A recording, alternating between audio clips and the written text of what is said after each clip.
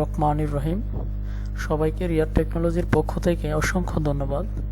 তো আমরা প্রতিনিয়তই মাইক্রোসফট ওয়ার্ড নিয়ে কাজ করি।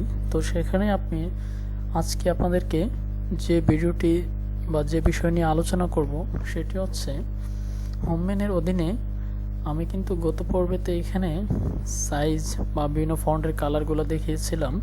তো আজকে আপনাদের সামনে আমি যে জিনিসটা অবলোকন দেখাবো সেটি হচ্ছে, দেখুন এখান থেকে নিয়ে আমার মাউসে ড্র্যাগ করা যাচ্ছে না। যেমন এই যে অপশনটা রয়েছে এর ভিতরে আপনার যা রয়েছে সেটাকে আমি আপনাদেরকে দেখাবো।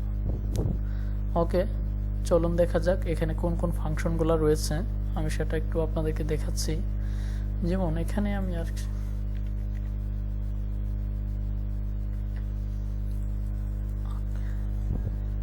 তো এখানে আমার ক্লাসে আমি একটা জিনিস লিখি।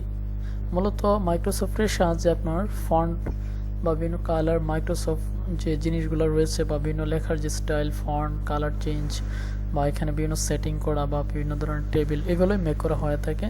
তো আমি আজকে আপনাদেরকে এখানে দেখাবো এই যে আমার মাউসের এখান থেকে শুরু করে এখানে পর্যন্ত এই জায়গাটার মধ্যে যে অংশটা রয়েছে সেগুলোর কি কি কাজ রয়েছে সেটি আমি আপনাদেরকে দেখাবো।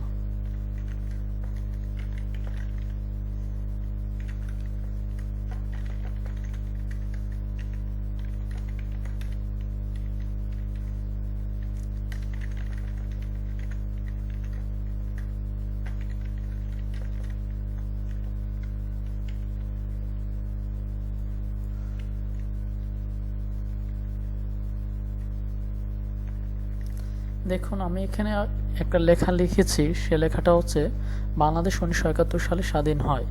এখন এই যে ফাংশনটা রয়েছে এখান থেকে এখানে এই ফাংশনের ভেতর দিয়ে আমি এই কাজগুলো দেখাবো একটা লেখার উপরে ভিত্তি করে।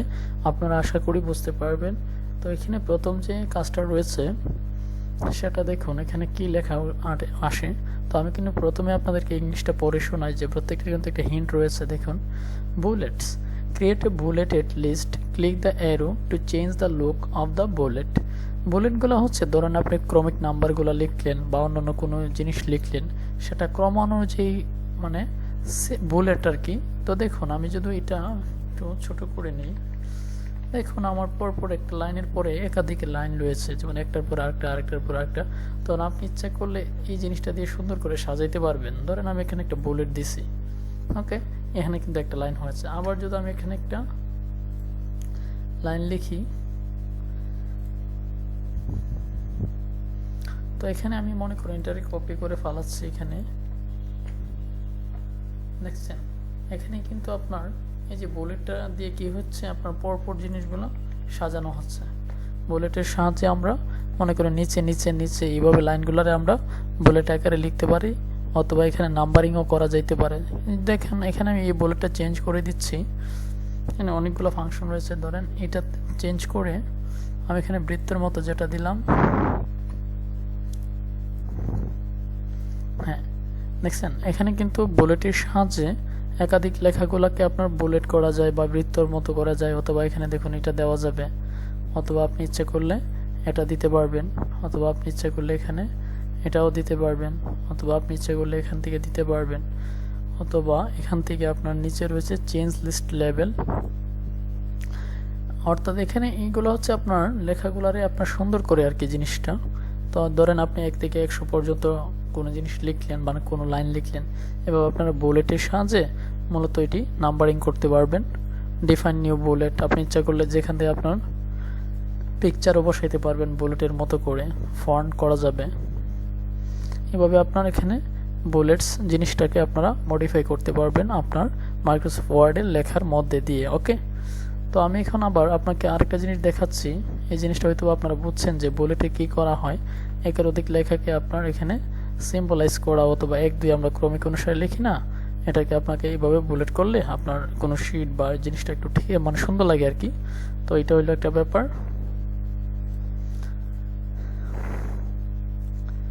আচ্ছা, এখন এটা গেল। তারপর আমি আপনাদেরকে আরেকটা বিষয় এখানে দেখাচ্ছি যে এই যে জিনিসটা, এটা আমি এখানে দেখুন এখানে কিন্তু আবার এই যে জিনিসটা রয়েছে এটা কিন্তু এখানে নাম্বারিং লাইব্রেরি। মানে আপনি যে ধরেন আপনি বিভিন্ন জিনিস লিখবেন, ক্রমানুসারে লিখবেন, না create a number list, click the arrow of more numbering formats. আপনি ইচ্ছে করলে এখান থেকে এই নাম্বারিংগুলো করে নিতে পারবেন। আমি এখানে দেখাচ্ছি আপনাদেরকে নাম্বারিংগুলো কীভাবে করে। দেখছেন এখানে আমি 2টা লাইন লিখলে নাম্বারিংগুলো দেখাচ্ছি আপনাদেরকে। ধরেন আমি এখানে একটা নাম্বারিং করে 1 2 বসাইছি, এবং এখানে লিখলাম আমি, নিচে লিখলাম তুমি, এরপরে লিখলাম 3 সে, তারপর 4 লিখলাম তাহারা। ওকে, এখানে দেখছেন নাম্বারিংগুলো কিভাবে করছে। এখন আমি যদি নাম্বারিংগুলো একটু চেঞ্জ করতে চাই, তাহলে দেখেন এটা কিন্তু নাম্বারিং হচ্ছে। জিনিসটা হচ্ছে এখানে ফন্টটা বদলাই নিতে হইব ওই দিক দিয়ে গিয়ে। তারপরে এখানে আপনার রোমান সংখ্যা আছে, এইগুলো চেঞ্জ করতে হবে। মানে এইগুলো ABCD, এইগুলো বিভিন্ন ক্রমিকগুলো আপনার, এটা তো আমি বাংলায় সাজাই রাখছি, শুধু বাংলা লেখাটা এখানে শো করবে সুন্দর করে। আপনি ইংলিশ লিখলে আপনি ABCD দিতে পারবেন, 1 2 3 দিতে পারবেন, এখানে রোমান সংখ্যা ইউজ করতে পারবেন। এবং নিচে দেখুন চেঞ্জ লিস্ট লেবেল, define new number format, set numbering value. ইচ্ছা করলে আপনি এখান থেকে ভ্যালুটাও ক্রিয়েট করে নিতে পারবেন। এটা হচ্ছে আপনার উপর নির্ভর করছে। তারপর এখানে আরেকটা জিনিস রয়েছে,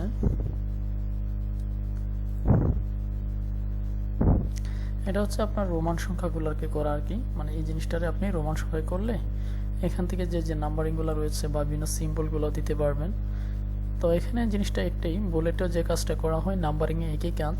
তারপরে এই জিনিসটাতে একই রকম কাজ রয়েছে, multi level list, create a multi level list to organise items or create an outline.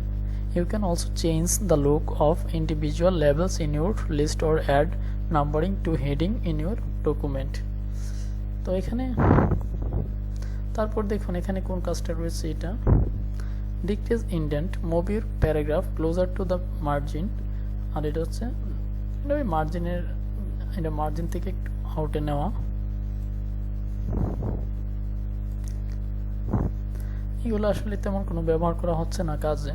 তারপর হচ্ছে এখানে যে জিনিসটা রয়েছে, ধরুন আমি লেখা লিখছি এখানে,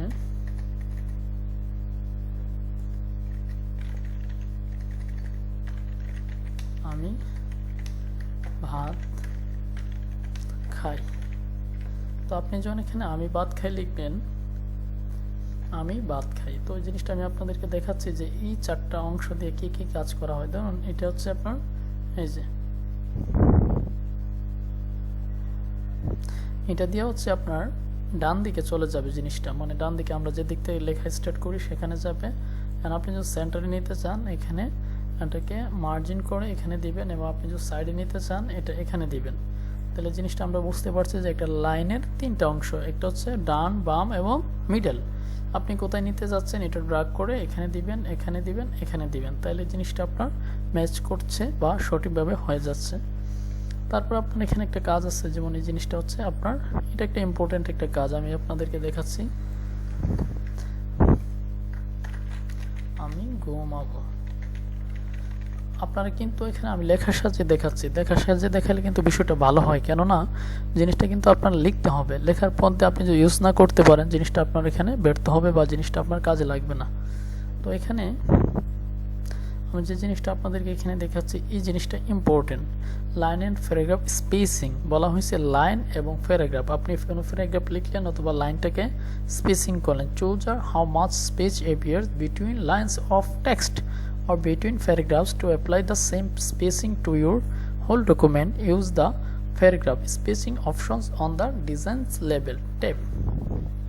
ওকে, তো দেখে নেন এখানে যে জিনিসটা এখানে আছে সেটা হচ্ছে এই লাইন থেকে এই লাইনের যে স্পেসটা রয়েছে এটাকে আমরা কমাইতে পারবো, বাড়াইতেও পারবো। তো আপনার ইচ্ছে করলে অনেক লেখার মধ্যে এটা ফাঁকা দেওয়া লাগে বা এটা করতে হয় যে জিনিসটা। তো আমি এখানে দেখাচ্ছি কত ইঞ্চি ফাঁকা দেওয়া যায়। ধরেন এখানে 1 ইঞ্চি, তারপর আমি চাইলাম যে 1 থেকে একটু বাড়বে, 1.15 বাড়াইলাম একটু। তারপর আমি না এর থেকে একটু বাড়বে 2 পয়েন্ট, দেখছেন ফাঁকাটা কত বৃদ্ধি পাচ্ছে। তারপর এখানে আমি চাইলাম যে একটু কম বেশি হইতে পারে 2.5, দেখেন আরও আমাদের আসলে এতটুকু ফাঁকা দরকার নাই, আমরা সবসময় 1.5 রাখতে পারি অথবা 1 রাখতে পারি, অথবা এখানে রিমুভ দেওয়া জিনিসটা একসাথে করে নিতে পারি। ওকে, তো আমরা এখানে দেখতে পাচ্ছি যে লাইন স্পেসিং কিভাবে করে। তারপর এখানে আরেকটা গুরুত্বপূর্ণ অংশ রয়েছে, আমি জিনিসটা দেখাচ্ছি।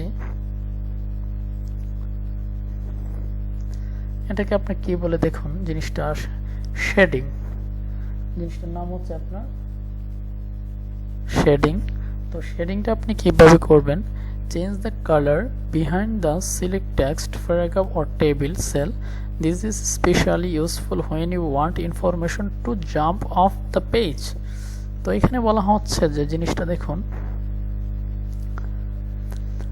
শেডিং করা মানে কি জানেন? শেডিং করা হচ্ছে আপনার যে লেখাটা রয়েছে এটার মানে নিচে আপনার শেড করা, মানে কোনো একটা কালার অ্যানালাইসিস করা।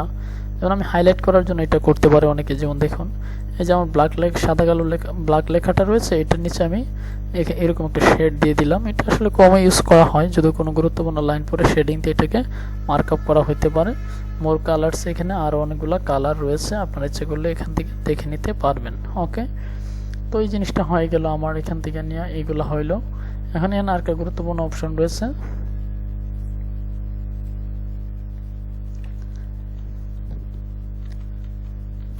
আমি আসলে একটা ভিডিওতে অনেকগুলো জিনিসই দেখানোর ট্রাই করছি বা চেষ্টা করতেছি, আপনারা ভালো করে দেখে নেবেন। কারণ অনেকেই আসলে যেভাবে করায়, যেমন একটা একটা অংশ করে দেখায়, আমি একের অধিক ফাংশন দেখাচ্ছি যেগুলো আপনার বাস্তবে কাজে লাগবে। আমি লেখার সাহায্যে দেখাচ্ছি যাতে আপনারা লিখবেন। তো এখানে একটা অংশ রয়েছে বটম বর্ডার, এখানে টপ বর্ডার, এখানে left border, right border, no border, all borders. এই লেখাটাকে আমি মার্ক করি,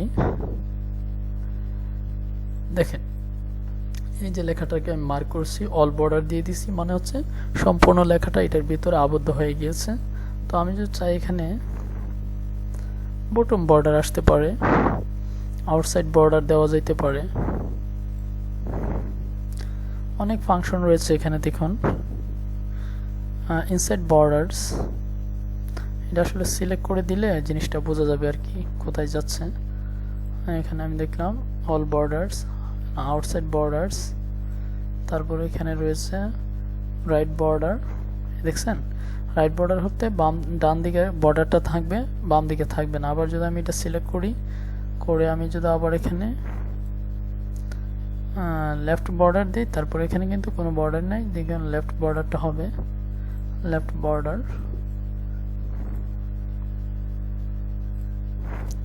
এভাবে আপনারা বর্ডারগুলো ইউজ করতে পারেন। বর্ডার আসলে কাজে কমই লাগে, যতটুকু লাগে আপনার ইনসার্ট টেবিলের অংশগুলো লাগে, কিন্তু এখানে যতটুকু লাগে আপনি ইউজ করতে পারবেন।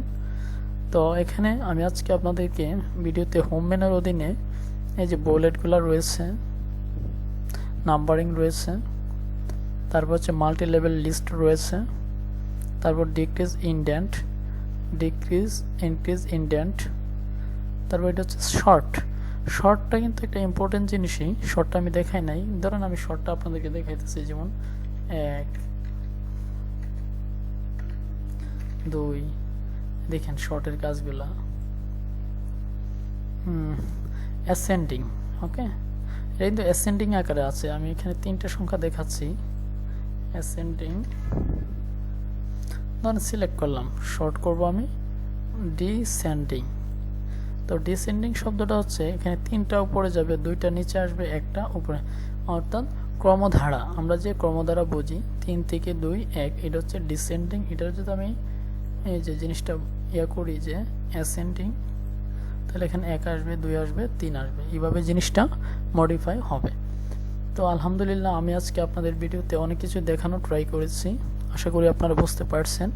নাম্বারিং থেকে শুরু করে, বুলেট থেকে শুরু করে এখানে, তারপরে বিভিন্ন বর্ডার্স, তারপর এখানে কালার বা শ্যাডোগুলা, তারপর এখানে যে একটা লেখাকে কীভাবে সেন্টারে নেওয়া যায়, ডানে বামে নেওয়া যায়, সেগুলো আমি আপনাদেরকে আজকে দেখিয়ে দিয়েছি। তো এখানে প্যারাগ্রাফের মধ্যে কিন্তু গুরুত্বপূর্ণ অংশগুলো রয়েছে, এখানে বিভিন্ন ফিট ইউজ করা যায়। তো এইগুলো দিয়ে আপনারা কাজ করবেন। তো সবাইকে আবার অসংখ্য ধন্যবাদ। ইনশাল্লাহ আগামীকাল এরপরে অংশগুলো দেখিয়ে আমরা হোম মেনুটা ক্লোজ করে দেবো। এরপর ইনসাইটে আসবো, এরপর ড্রতে আসবো, ডিজাইনে আসবো, লেআউটে আসবো, রেফারেন্সেসে আসবো, মেলস, রিভিউ, পিউ, অ্যাড, হেল্পে আসবো। এভাবে আমরা প্রতিদিন জিনিসটাকে নিয়ে কাজ করব। করার পরে দেখা যাবে 1 মাসের ভিতরে আমাদের জিনিসটা কমপ্লিট হয়ে গিয়েছে। যারা আমরা নতুন রয়েছি তারা আসলে এখান থেকে সমস্যা থেকে সমাধান খুঁজে বের করতে পারবেন, এবং আশা করি বিভিন্ন ক্লাস না করে আপনারা অনেক কিছু শিখতে পারবেন জিনিসটা থেকে। তো সবাইকে আবার অসংখ্য ধন্যবাদ। আসসালামু আলাইকুম।